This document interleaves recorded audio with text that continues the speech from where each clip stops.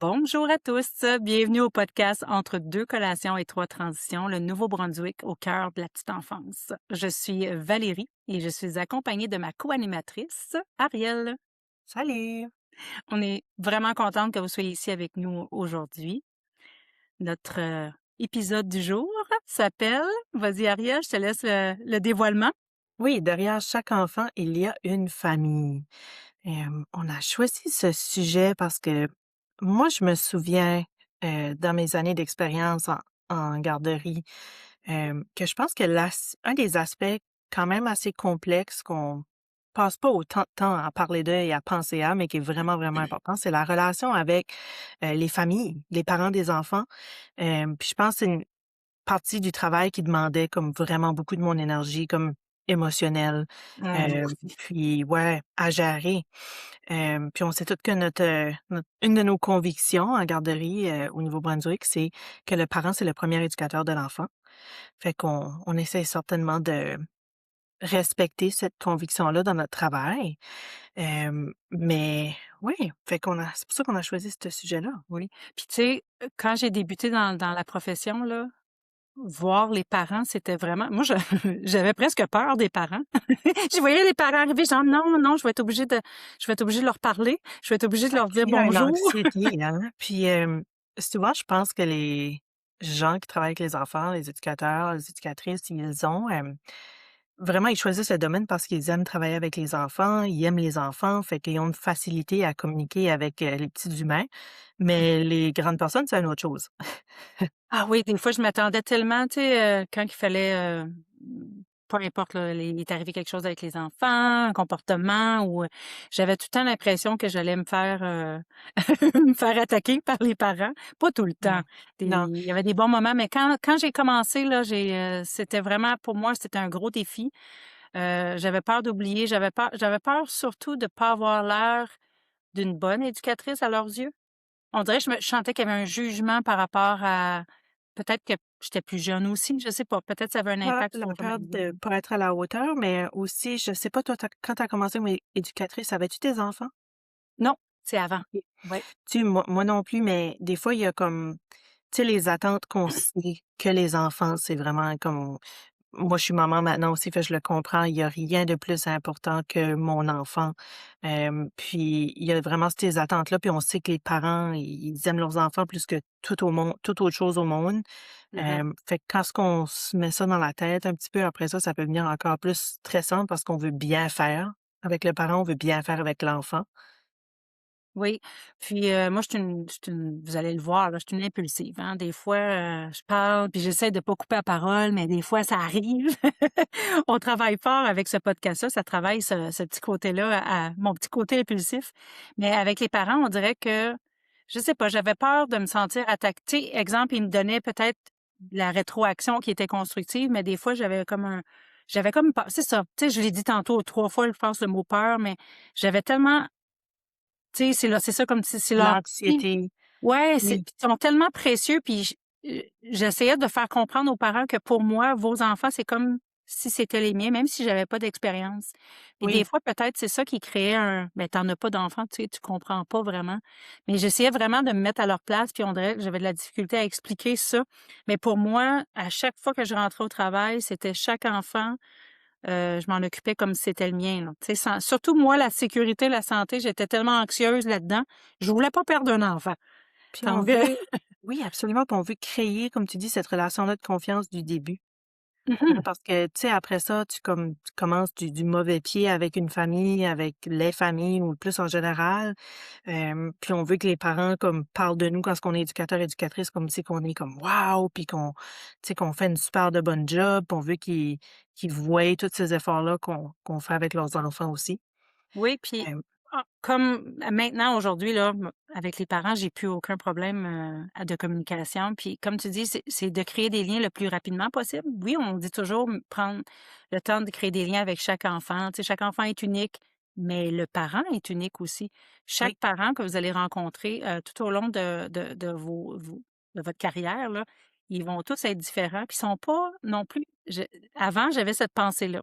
le parent, tu sais, comme un enfant a tel comportement, ben les parents, c'est souvent pareil, mais pas du tout. C'est pas nécessairement, le parent est de telle façon que l'enfant, il va être nécessairement pareil comme le parent.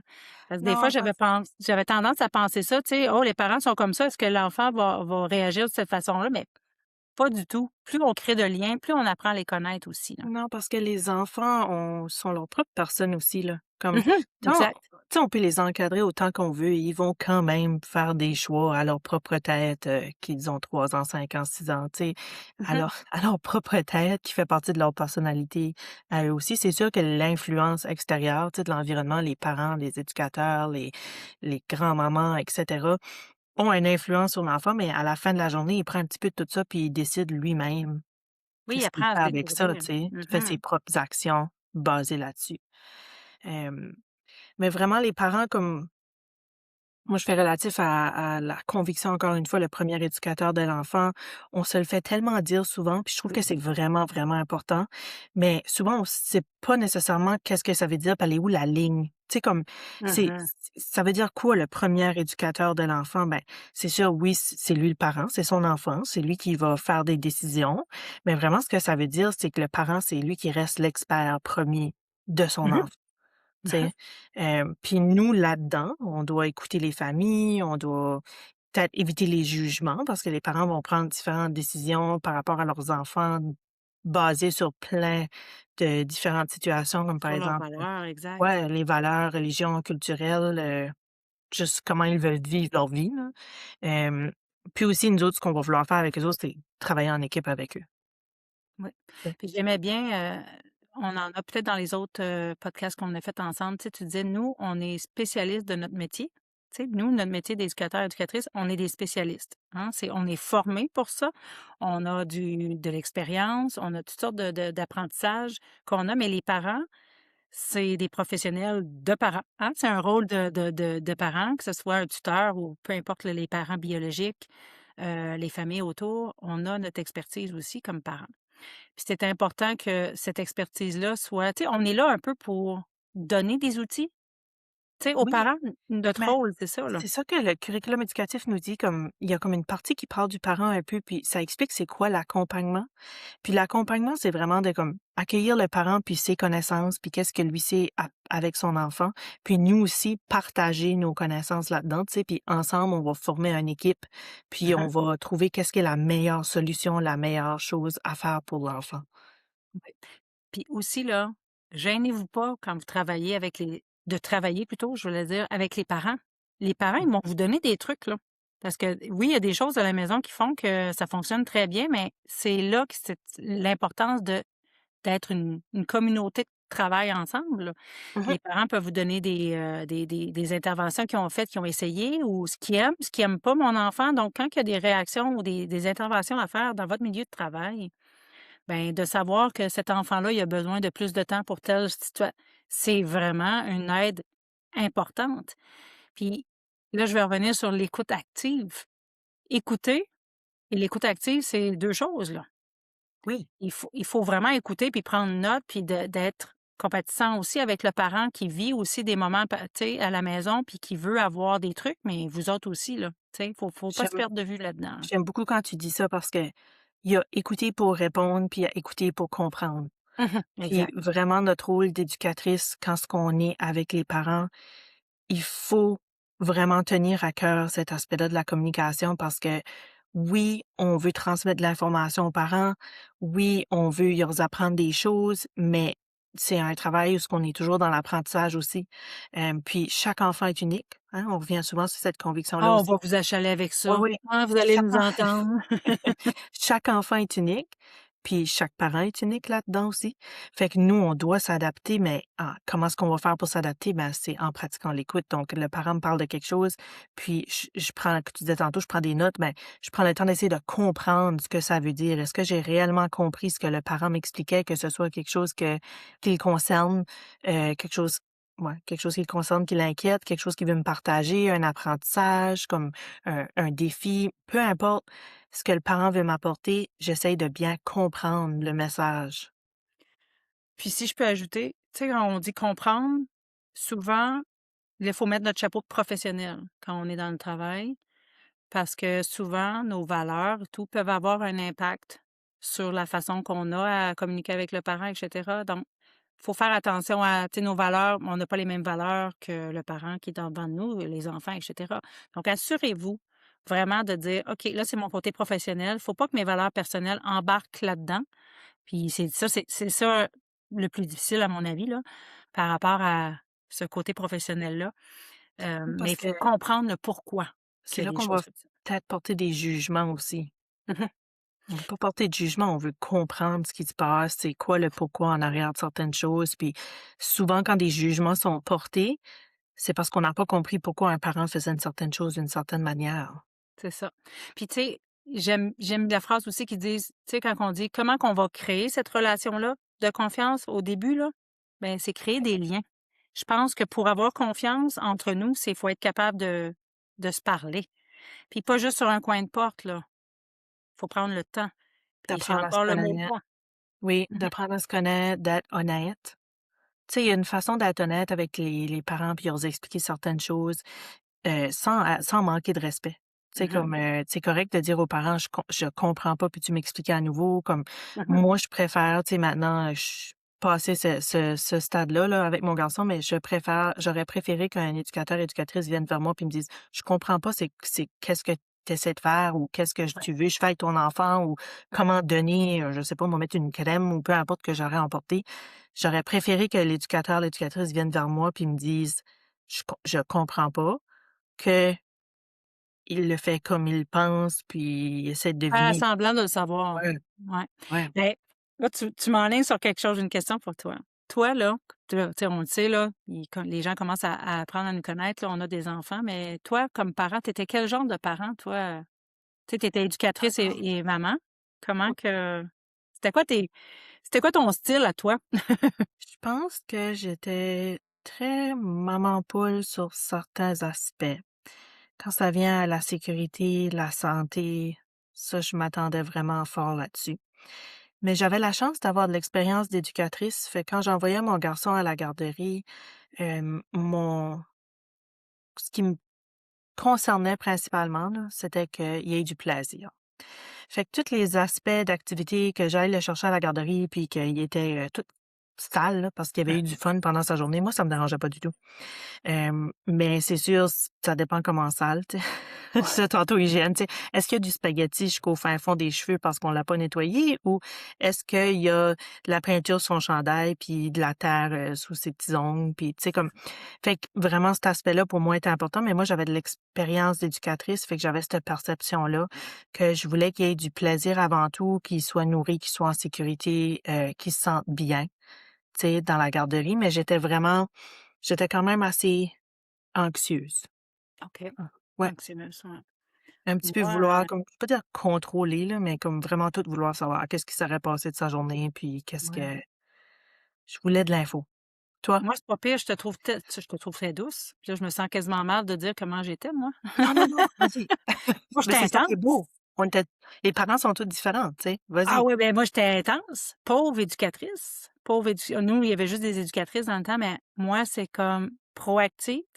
Moi, j'étais le genre de maman qui rentrait, à garderie avec mon enfant. Ben, au début, c'était vraiment difficile. Mon enfant était anxiété de séparation au tapis, là. C'était fou.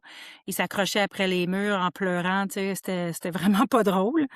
Mais, moi, j'étais proactive. J'étais la maman qui restait longtemps, tu sais, qui avait de la misère à décoller ou Oui, tout d'un coup, je me sauvais parce que je pensais que, tu sais, il pleure, je me sauve, il me verra pas, il va arrêter, tu sais. Je faisais puis on s'entend que je connaissais déjà le métier. Je faisais tout ce qu'il oui, fallait pas faire, je le faisais, là. Tout, absolument. tout. Parce que je savais on dirait que j'avais tout Puis perdu. Mon rôle de mère a comme c'est pas pareil. ouais, ben, on dirait que mon anxiété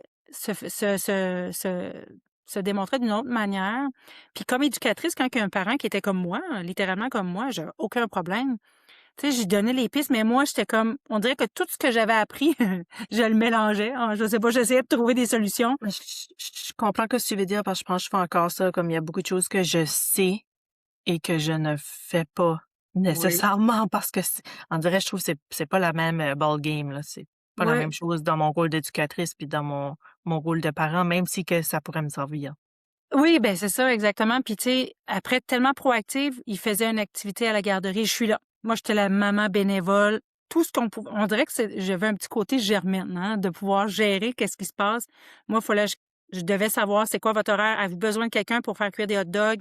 Avez-vous besoin de quelqu'un pour peinturer? J'étais là à 100%. J'étais là même quand ils voulaient sûrement pas me voir. Donc, j'étais là tout le temps. J'avais Moi, quand j'envoyais mes enfants à la garderie, c'était pour qu'ils socialisent, pour les aider OK. justement dans leurs apprentissages. Parce que moi, j'avais, tu sais, toi, tu as un côté, c'était comme pour s'amuser. Moi, j'avais ce côté-là, mais un peu plus, on dirait, j'avais la perception plus académique, dans le sens que je voulais qu'ils socialisent, qu'ils soient meilleurs. On dirait que je voulais qu'ils soient meilleurs en entrant à l'école. Je sais qu'il faut pas voir ça, mais comme mère, je voulais que c'est pareil comme tout le monde.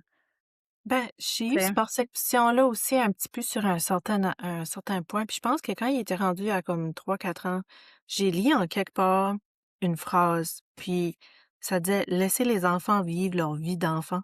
Mhm. Puis là, j'étais comme: «Mais ça veut dire quoi ça?» Tu sais? Puis j'ai vraiment analysé cette phrase-là. Je pense que c'était dans le temps que j'étais dans le domaine, là. Je travaillais, comme éducatrice ou ouais, il me semble que je travaillais comme éducatrice. En tout cas, pas sûre à quel moment, mais j'ai lu cette phrase-là en quelque part, puis ça a comme changé un petit peu ma perspective, par rapport au côté, comme tu dis, comme éducation, être prêt pour l'école, comme ça Mhm. changeait un petit peu ma perspective de ça, qu'après ça, j'étais vraiment comme: «Ben, tu as du plaisir», tu sais, comme: «Es-tu heureux ici? Es-tu heureux Oui. dans cet environnement que je t'envoie à tous les jours dans le temps que moi je vais travailler?» Puis là, après ça, je m'ai vraiment concentrée là-dessus, hem, mais ça démontre qu'il y a vraiment divers styles de parents. Tu sais, comme Ouais, moi ben, pis toi, on en est 2 là, mais il y a des familles qui sont, des parents qui sont plus anxieux, des parents qui sont plus stricts, plus sévères, plus débordés, des parents de oui, tous les âges aussi. ouais. Ça Puis fait une on a, tu différence. sais, le parent qui arrive, puis c'est le fantôme, tu sais, il dépose son enfant, tout d'un coup, il y a plus de parents. Il a Oui, disparu. oui, On a ce oui. type de parents-là aussi qu'il faut absolument prendre un rendez-vous pour les voir parce qu'on les verra Surtout jamais. surtout, je pense avec les parents d'âge scolaire, puis, souvent les parents sont plus concentrés sur ce qui se passe à l'école. Fait qu'ils vont rentrer chercher leurs enfants puis: «Bonjour, bye». Oui, c'est ça. Puis des fois, j'ai pas de bonjour. Des fois, c'est oups, il y a un enfant qui est arrivé, puis on ne sait pas, tu sais. Mmh. Puis aussi, Mmh. il y a la réalité aussi que c'est pas seulement les parents biologiques. Il peut y avoir les grands-parents, les tantes, les oncles qui s'occupent des enfants, famille d'accueil, peu importe, ou même nos nouveaux arrivants aussi qui arrivent dans notre communauté. Tu sais, c'est des défis pour tous ces types. Puis c'est des types de générations aussi. Tu sais, quand je parlais de grands-parents, famille d'accueil, les générations peuvent avoir un impact aussi sur la communication à faire avec l'éducatrice. Parce que dans un des podcasts, on parlait tu sais, on parlait de valoriser la profession parce qu'il y a certaines personnes qui pensent que on est là pour garder les enfants seulement. Mmh. Et il y a une génération encore aujourd'hui qui ils vont penser à ça. Ils vont se dire, ben eux autres, ils gardent mes enfants. Tu sais, mais c'est pas s'ils sont les tuteurs légaux des enfants qui viennent, donc il y a encore cette mentalité-là. Donc, c'est important de pouvoir communiquer avec eux le pourquoi on est là, puis leur donner des petits messages, tu sais. Oui, on a souvent, vous avez des sites internet que vous allez partager avec les parents, des photos, et cetera. C'est cute, puis il faut le faire. Mais il faut aller un peu plus loin que ça aussi pour justement changer cette façon de penser-là de votre métier, là, tu sais. Oui, ouais, parce qu'on a beaucoup plus d'aspects qu'avant. Tu sais, on a le côté des familles qui viennent de différents endroits, qui ont différentes valeurs, différentes façons de fonctionner aussi dans leur pays ou leur région qu'ils arrivent de. Puis, ils ont peut-être une différente perception, eux autres aussi, du métier. Oui, du service qui Ouais. est offert, par rapport au service de garde. Puis, Mhm. c'est intéressant. Puis s'il y en a qui nous écoutent aujourd'hui, qui ont vécu des expériences justement, quand vous envoyez vos enfants, puis tu sais, la communication, partagez-nous ça. Nous autres, on aime ça vous lire, puis comprendre un peu vos situations. C'est sûr que, tu sais, quand on parle de petites choses, là, tu sais, un petit comportement, un petit oui, il a bien fait ça aujourd'hui, il a bien participé, c'est super. Mais quand on s'en vient à avoir des conversations difficiles. Ouais. Ça sera pas facile, excuse-moi, ça sera pas pareil avec tous les différents types de parents, par Mmh. exemple. C'est sûr qu'il y a des beaux trucs qu'on peut mettre en place, mais par rapport à ces types-là de parents qu'on vient de mentionner, mais qu'on arrive à avoir ces conversations-là, on va pas tout le temps les aborder de la même façon, dépendant des parents. Puis ça, c'est encore je reviens encore au début, créer des liens. Parce que Oui. quand vous allez avoir des conversations qui sont plus délicates, si vous n'avez pas créé de lien avec ces familles-là, on va utiliser peut-être une approche avec eux qui sera peut-être pas la bonne. Donc, Mmh. c'est là qu'on va avoir est-ce qu'on a une bonne réception du message? Est-ce qu'on a, un recul? Tu sais, dire: «Ben, voyons, qu'est-ce qui se passe?» Tu sais, c'est pour ça qu'il faut apprendre à les connaître. Tu sais, des fois, on dit prendre avec des petites pincettes, là. Il y a certaines choses qu'il faut y aller délicatement. Il y en a des parents qui sont hyper proactifs, qui vont accueillir la nouvelle, puis il y en a d'autres que l'anxiété va prendre le dessus. Il y en a d'autres qui comprendront pas ce que ça signifie parce qu'à la maison, ils ne font pas ce comportement-là, par exemple. Oui, Donc oui. je trouve que les moments que j c'est ça, je pense que c'est ça que je disais en début tantôt. Pourquoi je trouvais ça difficile, c'est que souvent ces conversations-là, quand c'est délicat, il faut utiliser le bon vocabulaire, puis des fois j'en manquais peut-être au début de ma profession. Je manquais Parce de que de de de vocabulaire pour professionnel. J'avais peur de m'enfarger. oui, Donc ouais, ouais. je comprends ce que tu veux dire comme puis j tu dis de créer un lien aussi avec le parent, mais quand ce que ça c'est fait du début, c'est beaucoup plus facile, comme tu disais, par après, parce qu'on connaît le parent, on sait quel style est là. C'est beaucoup plus facile d'aller vers quelqu'un qu'on connaît pour lui parler d'un sujet. Oui, que de ne pas le connaître du tout, bien sûr, bien sûr. Non, absolument. Si on parle de comportement difficile, là, par exemple.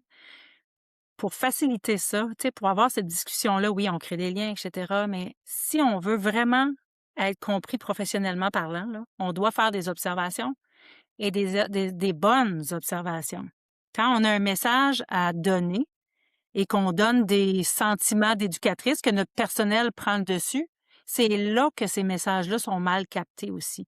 Donc, quand on a des faits concrets, des heures, des dates, heu, c'est là qu'on peut avoir une meilleure conversation parce que des oui-dire ou des feelings, j'ai senti que, je pense que, c'est pas professionnel ça. Ça, c'est ton feeling à toi. Ça devient Il une faut être opinion. C'est là que ouais, ça devient avec des jugements, puis, c'est pour ça que c'est dur. Le parent accepte très mal ouais, certains c'est commentaires quand que c'est pas concret. c'est plus mal interprété, comme Mmh. de la part du parent ou même des autres professionnels qui reçoivent l'information. Tu sais, c'est sûr que ça va être beaucoup mieux interprété si que c'est très concret.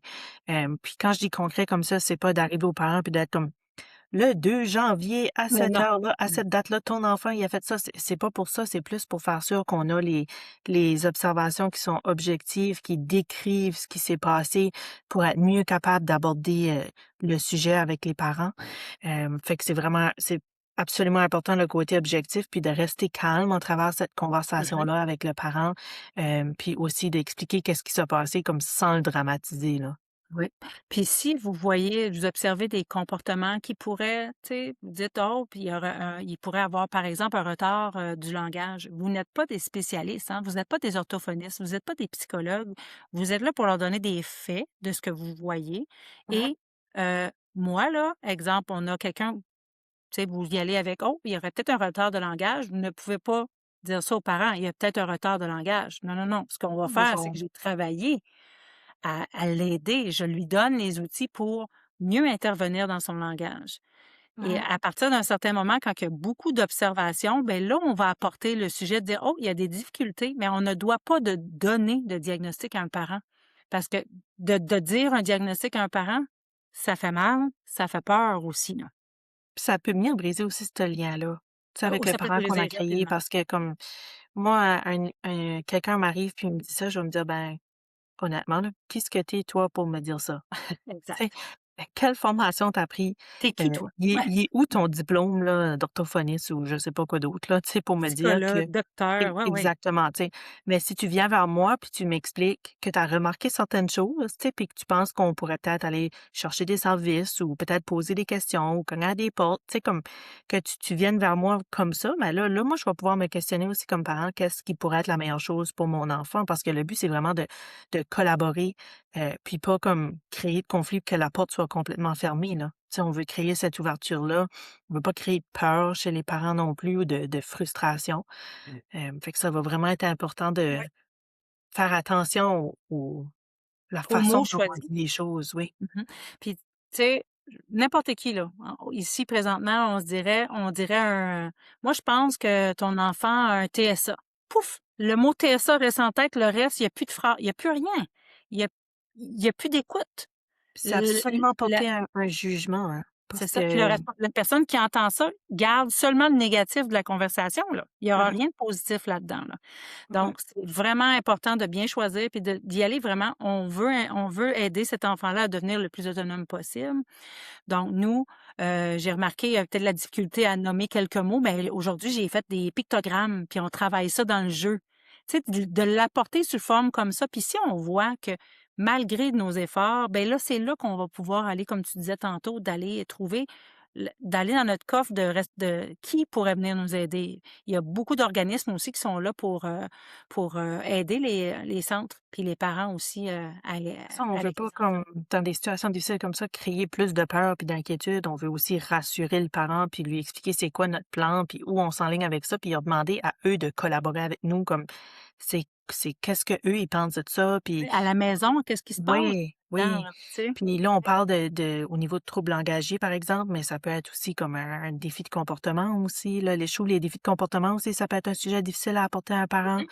Hem, mais généralement, un défi de comportement, on va pas l'apporter comme juste comme ça tout d'un coup, là. Souvent, on va en avoir parlé un petit peu aux parents régulièrement, tu sais, la fabuleuse méthode sandwich, là, C'est donner ça. un positif, puis, donner ce qui se passe aux parents, puis donner nommer quelque chose d'autre de positif parce qu'on veut pas je dis on veut pas frustrer le parent, mais on veut pas les stresser parce que souvent leur enfant ne fait pas que des choses négatives à la garderie, là. Fait que la méthode sandwich est vraiment, positif sur cet aspect-là parce que, tu sais, le parent reçoit vraiment qu'est-ce qui est le déroulement de la journée de l'enfant. Il ne fait pas que des mauvais comportements, là. Fait que de la méthode sandwich où ça peut être pendant les comportements difficiles qu'on veut parler à un parent, annoncer un incident, quelque chose, une blessure, des fois aussi, je pense que ça peut être difficile. Comme je disais tantôt, les parents tiennent vraiment à cœur tout ce qui se passe avec leur enfant. Puis s'ils se blessent, on arrive aux parents, bon, ils demandent de signer un papier. Des fois, ça peut être un peu la panique, là. Ouais, tu sais, quand on a des situations qu'un enfant blesse un autre enfant, là, ça aussi, comme parent, Mmh. là, d'entendre ça, on veut le parent veut savoir c'est qui, comment, quoi, pourquoi. Et là, il faut faire attention, hein. Faut faire attention pour pas créer de bisbille entre les parents de la garderie, les enfants, la confidentialité, hein, faire attention, les noms et tout. Ça demande à l'éducatrice quand il y a des situations délicates comme ça. Faut réfléchir avant de parler. Faut pas que ça sorte, tu sais, faut pas nommer l'autre enfant parce qu'il y a des parents qui vont être un peu plus, proactifs, puis ils vont aller chercher c'est qui le coupable, hein. Non, c'est pas ça qu'on veut. Puis je On veut pense garder une bonne communauté, là. puis je pense les bobos comme ça, là, que les parents paniquent plus, c'est plus souvent, en tout cas par expérience, les plus jeunes. Tu sais, nos bébés trottineurs ou les premiers enfants, hem, ça peut être différent certainement d'un parent à l'autre, comme qu'on disait tantôt, mais Ouais. souvent, ces groupes d'âge-là, annoncer qu'un enfant, ça fait un bobo, c'est un petit peu plus paniqué parce qu'après ça, quand ils vieillissent, ben là, les parents sont comme: «OK, ils se font un petit bleu, ils se cognent ici, ils tombent là, ils trébuchent là», tu sais, ça arrive. Puis tu disais ça tantôt pour les enfants, là, de pas nommer le nom, mais des fois, ça peut devenir difficile parce que à 3 4 ans, là, ils vont dire: «Ah ben, c'est mon ami, C'est c'est oui, lui, c'est lui qui m'a mordu, ouais, c'est ta c'est lui mère qui qui m'a m'a mordu. frappé, c'est lui qui m'a poussé», tu sais, on n'a même pas le temps de finir notre phrase puis ils le disent, mais juste de pas confirmer, tu sais, comme respecter la confidentialité sur cet aspect-là, mais ça peut être Il ces faut les types de rassurer. conversations-là, là, ouais, les blessures, les incidents, les des petits retards qu'on pourrait remarquer, des inquiétudes plutôt par rapport au développement qu'on veut partager aux parents. Souvent, c'est ça les conversations les plus difficiles qui vont nous demander plus de travail, peut-être un petit peu plus de planification dans comment on va aborder le parent. Oui. Puis si aussi, vous êtes pas à l'aise avec les parents, ça s'apprend, là. Oui, On devient pas un professionnel de la communication parentale, là, c'est pas ça, ça s'apprend. Vous avez sûrement des collègues qui sont peut-être un peu plus, qui ont plus une facilité avec ça. Gênez-vous pas de leur demander peut-être des conseils ou, s'il y a des tu sais, si on commence là, la direction peut peut-être prendre charge de ces communications-là au début, puis regardez, observez, apprenez à comment ça se fait cette communication-là, là. oui, absolument, absolument. Puis, ouais, demander de l'aide. On en a parlé beaucoup dans notre dernier épisode aussi, comme pas peur de demander de l'aide, tu sais. Puis même si qu'on a beaucoup d'expérience, comme éducatrice, on peut changer, je sais pas moi, de garderie, arriver dans une nouvelle garderie, puis on connaît pas encore les parents, tu sais.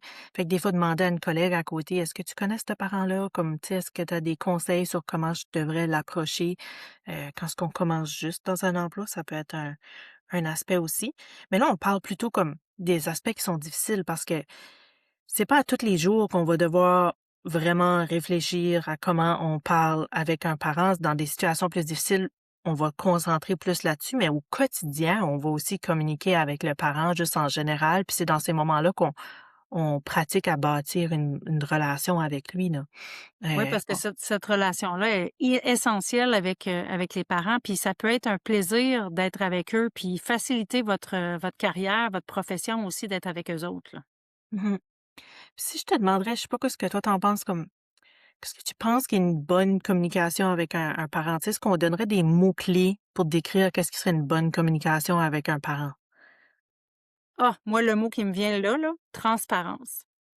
Oui, on disait tantôt Tu l'honnêteté, fait un peu dans ce l'honnêteté, la sens-là. transparence, il y en a beaucoup, là, mais transparent dans le sens que à quoi qu'est-ce que je m'attends, puis qu'est-ce que toi tu t'attends de moi aussi, là.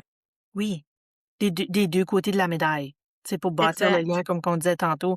Moi, j'ai des connaissances, le parent a des connaissances. On est honnête un envers l'autre de qu'est-ce qui se passe. Puis je pense qu'aussi comme quand il y a des comportements qui se passent avec un enfant à la garderie ou un certain défi, je peux prendre par exemple, tu sais, on a souvent le côté comme rendu à préscolaire, là, ils dorment plus à la sieste, OK? Fait que là, on a Ça, un c'est une enfant. grosse conversation avec les parents, hein, ou la On a sieste. un Ouais, absolument, tu sais, on va vouloir leur expliquer c'est quoi les bénéfices puis les bonnes choses qui se passent par rapport à la sieste, mais des fois, ça peut être difficile parce qu'ils dorment plus le soir à la maison. Fait qu'on sait quoi ce qui est, tout le tralala en arrière de cette histoire-là de sieste, là, mais tu sais, d'avoir cette conversation-là, mais d'être honnête avec le parent comme: «Oui, OK, il a pas dormi aujourd'hui comme tu me l'as demandé, mais juste pour que tu saches, il est tombé endormi dans une zone d'apprentissage après-midi, là. Tu sais, il jouait puis il est tombé endormi sur le tapis, là». Oui, puis souvent, la fatigue va donner des problèmes de comportement aussi, là. Oui. Tu sais, là, ils vont être moins patients, les pleurs, tu sais, c'est pas il y a plein de raisons pourquoi qu'il y a une routine qui est établie en service de garde, puis c'est ça qu'il faut expliquer aux parents, le pourquoi c'est là. Surtout les siestes, là. Les siestes, c'est quelque chose qui revient tellement souvent dans le domaine, là, on entend tout le temps parler, mais il faut toujours penser au bien-être de l'enfant. Puis pourquoi Oui. on fait ça? Puis si vous avez à expliquer aux parents pourquoi vous faites des siestes, moi, il dort pas la nuit, ben trouvez des faits concrets. Tu sais, allez chercher scientifiquement parler pourquoi on fait ça, c'est quoi les bienfaits de ça, là. Puis comment on peut collaborer ensemble pour assurer que l'enfant, comme son bien-être soit numéro un. C'est pas une chicane, c'est pas une compétition, là. C'est pas qui va avoir raison. Je te crois que ton enfant dort pas le soir puis que c'est pas plaisant. Puis tu me crois qu'il a besoin d'une sieste. Tu sais, on travaille ensemble. Fait que comment est-ce qu'on peut apporter ça ensemble pour que ça fonctionne mieux pour l'enfant? Sais-tu qu'il a besoin de 2 siestes par semaine? Sais-tu qu'il en a besoin de 3? Tu sais, comme, sais-tu qu'il a besoin d'une sieste plus courte? Comme, qu'est-ce qui est comme, qu'est-ce qui est la meilleure solution pour l'enfant dans le moment présent? Ou même juste Ça un serait avec la retour de collaboration. juste un calme, juste être au calme, d'être Oui. reposé, puis, c'est déjà un bon plus. Puis comme tu dis, c'est une collaboration, donc on n'est pas là c'est le premier éducateur de leur enfant, donc on n'est pas là pour, minimiser Voilà. ce que le parent va dire, mais on doit leur expliquer notre point de vue à nous, mais on va écouter leur point de vue, puis pourquoi pas aller au milieu de tout ça, tu sais? Oui. Juste de pouvoir se comprendre puis y aller. On a le même but, hein, c'est que cet enfant-là soit bien, en sécurité, en santé avec nous pour l'amener, tout au long de la semaine, de l'année et cetera. Donc, c'est vraiment un beau plus de pouvoir pas chicaner, mais se parler puis de bien s'écouter puis bien pouvoir communiquer ensemble.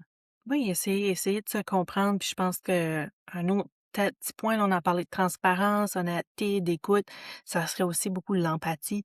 Tu sais, d'accueillir les émotions du parent, d'accueillir les émotions de l'enfant, qu'est-ce qui Oui. se passe dans la Ben oui, je t'ai même situation pas demandé, toi. pour Je te mieux l'ai même pas tu collaborer. me l'as Ah, c'est demandé, correct, mais je te c'est l'ai correct. même pas demandé.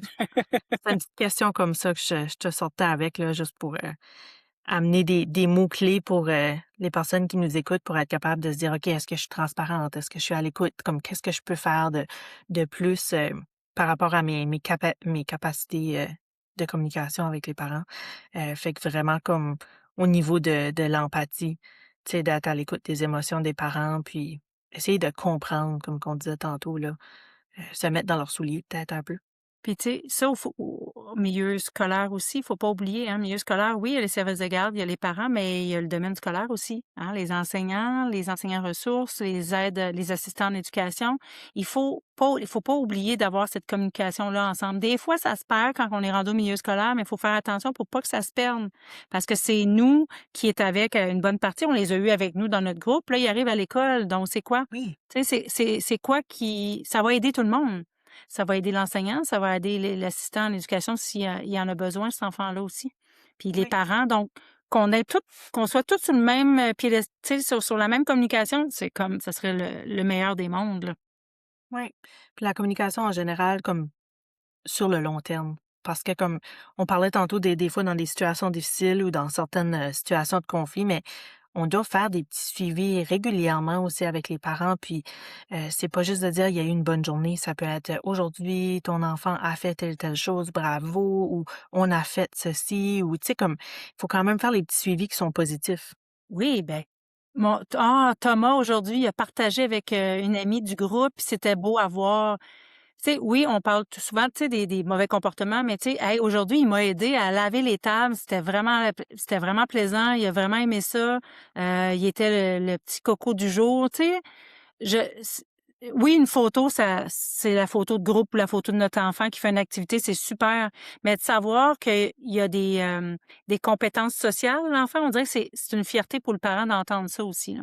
Oui, parce que c'est le positif, tu sais, puis seulement communiquer les choses négatives avec le parent ne nous permet pas de bâtir ce lien-là avec lui.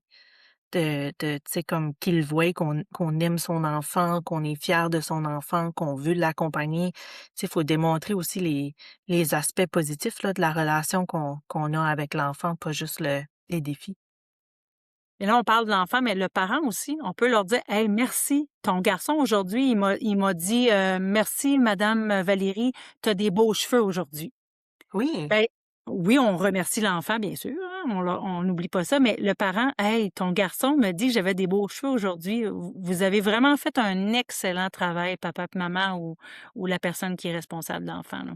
tu m'amènes à penser, tu sais, comme cette relation-là entre le parent puis l'éducateur, l'éducatrice, comme de faire ça crée une relation qui est positive, mais des fois, on peut avoir comme un petit côté comme amical avec le parent quand il arrive à la garderie, puis il nous a parlé que, je sais pas moi, il y avait une conférence au travail le lendemain, puis on peut lui souhaiter comme bon succès à sa conférence ou tu sais comme parce que là, ça crée une relation qui est comme autre que l'enfant aussi, qui est comme une relation qui est amicale, de respect, de connaître ce qui se passe dans la famille de l'enfant, mais tout en restant professionnel aussi, hein. Parce que je trouve qu'il y a comme une ligne fine entre les 2, entre comme être amical avec le parent à son arrivée, puis connaître certaines choses par rapport aux parents, à sa famille. Mais la ligne fine, elle peut se passer très vite là, quand ce qu'on vient trop amical aussi, là. Puis je pense que tu sais, comme tu dis, il y avait une réunion, il y avait tu sais, le parent il a discuté qu'il y avait à son travail, il allait faire quelque chose, peu importe, mais de se rappeler de ça, ça prouve que vous avez une écoute active aussi. Parce qu'il pourrait Oui. vous dire n'importe quoi, puis si vous êtes pas capable de retenir cette information-là, c'est parce que vous l'écoutiez pas vraiment non plus, Mais c'est tu sais? c'est plus absolument, puis c'est plus sur ce point-là que je veux dire par amical, tu sais, comme, qu'ils nous disent qu'il y avait une réunion, peu importe, ou qu'ils nous disent: «Hey, en fin de semaine, j'ai été faire, du kayak» ou «On a été faire du camping, on a vraiment eu du plaisir» ou «La fin de semaine prochaine, on s'en va en camping». Puis nous autres, on arrive le vendredi, puis on leur dit, tu sais: «Bonne fin de semaine de camping». Puis pas juste à l'enfant, mais tu sais, aux parents pour que lui, tu sais, on bâtit cette relation-là amicale, mais qui est toujours dans le respect, puis qui respecte comme la ligne de comme, je sais pas, je suis pris sur cette ligne-là, mais c'est que dans le passé, j'ai vu des fois des relations d'éducatrices qui allaient un peu trop loin. Tu sais, on fait pas partie de la famille, c'est pas notre ami, c'est notre client, mais notre relation peut être amicale et respectueuse comme des collègues, tu sais, qui se parlent de qu'est-ce qu'ils ont fait en fin de semaine, mais dans la version professionnelle, là. Parce que si on a une relation qui est trop familière avec les parents de la garderie, même si c'est nos amis et tout, ben c'est là que s'il arrive, quelque chose qui est délicat à Oui. discuter avec lui, ben c'est là que ça va peut-être être un plus gros défi avec vous autres parce qu'ils vont s'attendre à des conversations amicales, mais là, on tombe dans le professionnel quand on vient de parler de défis. Des fois, c'est là que Exactement. ça vient, périlleux un peu, pour les discussions, là. Exactement, ça peut venir comme froid. Ça peut venir comme mal à l'aise. Tu sais, parce qu'il y a des d'autres un amitié qui était rendu trop proche. Tu sais, comme un petit peu comme un superviseur pour son employé, là, ça va un petit peu trop loin, dans n'importe quel domaine, là, ça va un petit peu trop loin, puis c'est trop amical, mais là, quand ça vient aux choses sérieuses, ça peut être plus difficile. Fait que même chose quand ça vient aux parents. Fait que de garder cette relation-là qui soit positive, qu'elle soit saine avec le parent, hem, le plus possible à travers l'écoute, comme qu'on a dit, l'empathie, la transparence, faire des petits suivis qui sont positifs, mais toujours respecter, le côté professionnel, tu sais, d'éviter les jugements, hem, puis de respecter cette ligne-là, là, d'être, pas amical, mais sans l'être trop non plus. Puis ça aussi, c'est une belle tu sais, quand on parle de communication, là, on parle de direct, là, en personne, mais Mmh. les réseaux sociaux, quand vous utilisez une Oui. plateforme, peu importe la plateforme que vous utilisez pour communiquer avec les parents, faites attention à ce côté-là aussi. Parce que souvent, tu sais, on c'est la même chose quand on se texte, là, hein. On fait des textos, il y a des fautes des fois parce qu'on va vite ou on coupe nos mots ou faites attention à ça parce que ça reste une plateforme de communication, donc il devrait, tu sais, faire attention à un peu à vu qu'ils l'entendent pas, ils le lisent, donc ils doivent voir vraiment un côté un peu plus professionnel. Puis je sais qu'on a tendance à raccourcir les mots parce qu'on fait ça au quotidien, mais sur ces plateformes-là de communication avec les parents, faites attention à ça, ça va vous Ouais. aider énormément à garder un lien professionnel. Faut pas oublier, tu sais, les enfants, ce sont nos clients, mais les parents aussi, là. C'est eux qui vont faire certains choix, par rapport au service de garde, par rapport à qui s'occupe de son enfant. Parce que certainement, c'est le premier éducateur de l'enfant. Fait que vraiment de garder en tête que tout au long de la communication avec le parent, ce qu'on veut faire, c'est qu'on veut, prendre le parent comme un partenaire, travailler ensemble, collaborer ensemble. Comme je disais tantôt, être empathique et transparente, être honnête là-dedans. Puis je pense que si que vos intentions de communication sont positives, puis viennent du cœur, puis pour le bien de l'enfant, que généralement ça va très bien passer au conseil, comme qu'on dirait les parents. Ah merci. Hey, ça résume super bien ce qu'on a discuté pour pour ce podcast-là, puis on pourrait en jaser encore plus longtemps, mais merci. Merci beaucoup, hein, de nous avoir écoutés aujourd'hui, puis on va se Merci. revoir, très bientôt pour, notre prochain podcast. Bye Merci. bye. Bonne journée.